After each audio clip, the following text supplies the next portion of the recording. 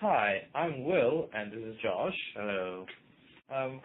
We'd like to talk about role-playing games, specifically about how modes of interactivity relate and possibly led to the creation of modern role-playing games as we know it.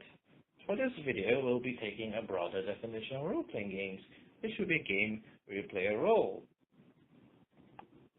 Specifically, the Dictionary.com definition, a game in which participants adopt the roles of imaginary characters in an adventure under the direction of a game master.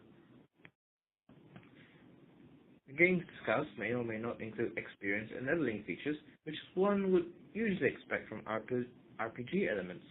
The media covered under this broad definition of role-playing games will include tabletop role-playing games, classic role-playing games, JRPGs, visual novels, choose-your-own adventure books, and text-based adventure stories.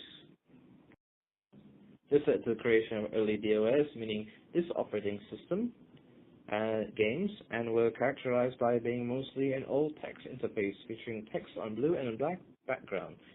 To modern audiences, DOS role-playing games seem like modern text-based adventure games one would usually find in mobile games today. This led to the start of proper digital RPGs, which were soon split into branching RPG styles. Role-playing games as we know it today were born from a love of speculative fiction like Howard Conan the Barbarian, Jack Vance's Dying Earth, Paul Anderson's 3 Hearts and 3 Lions, combined with a love of war games, leading to the creation of tabletop games such as Dungeons & Dragons. When computer technology got better, these tabletop role-playing games were adapted to computer games, as a lot of programmers, nerds, and were fond of tabletop games and would try to adopt the games to computers. In Japan, Robert Woodhead's 1981 Wizardry and Richard Garriott's Ultima, combined with anime and media made from tabletop sessions like Record of the Lost War, led to the creation of Dragon Quest and Zelda, which would form the foundation for modern RPGs. In the Western world, tabletop square-based combat, which would be foundations for classic RPGs, and turn-based tactics. And as for old-fashioned text-based DOS games, those evolved into text-based adventure games based somewhat on choose-your-own adventure stories and format, where you play a role that's usually customizable, such as Medium and A Dark Room. These games are now prevalent on browser and mobile space. Well, Eric Zimmerman's modes of interactivity was first featured in his article, Narrative, Interactivity, Play, and Games, 4 Multi-Concepts in Need of Discipline. The 4 modes of interactivity are 1. Cognitive interactivity and interpretive participation with a text. You read a book, you reread the book. Again, after years have passed, you find it different than you recall. Psychological emotional reader response. Interaction with contents of a text. In video games, this would be like replaying a video game story and picking out things you didn't realize were there before.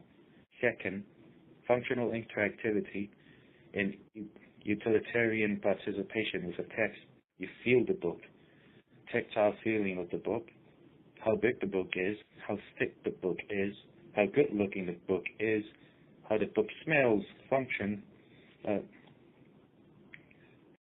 Eric Zimmerman's modes of interactivity was first featured in his article, The Narrative, Interactivity, Play, and Games, 4 Multi-Concepts in Need of Discipline. The 4 modes of interactivity are 1. Cognitive interactivity and interpretive participation with a text. You read a book, you reread the book. Again, after years have passed, you find it different than you recall. Psychological and emotional reader response, interaction with the contents of a text. In video games, this would be like replaying a video game story, picking out the things you didn't realize that were there before. This applies most to video games with heavy world building, like RPGs. Linear text with immersive narrative worlds, like Star Wars and Harry Potter, have often seen themselves into explicitly interactive worlds in the form of games and fan fiction, where fans can immerse themselves into the world, usually as a self-insert, or roles that fit the narrative world. RPGs today, as we know it, were born from meta-interactivity such as that, a desire to deconstruct and immerse oneself in the narrative world of text, which led to the birth of games that allowed one to explicitly interact with the text in the text creator's own interpretation of the narrative world, leading to the explicit interactivity that video games are known for in an attempt to relieve that feel and aesthetic of the world as felt by the text creator when they cognitively interacted with it. In summary, video game RPGs are descended from tabletop games, which were born. In summary, video game RPGs are descended from tabletop games, which were birthed from a desire to immerse oneself into the narrative fictional worlds of text. The games are explicitly interactive and were born from the meta-interactivity, a desire to interact with the text world in an explicit and coherent way. You can see this in the reasonably successful Star Wars MMO, The Old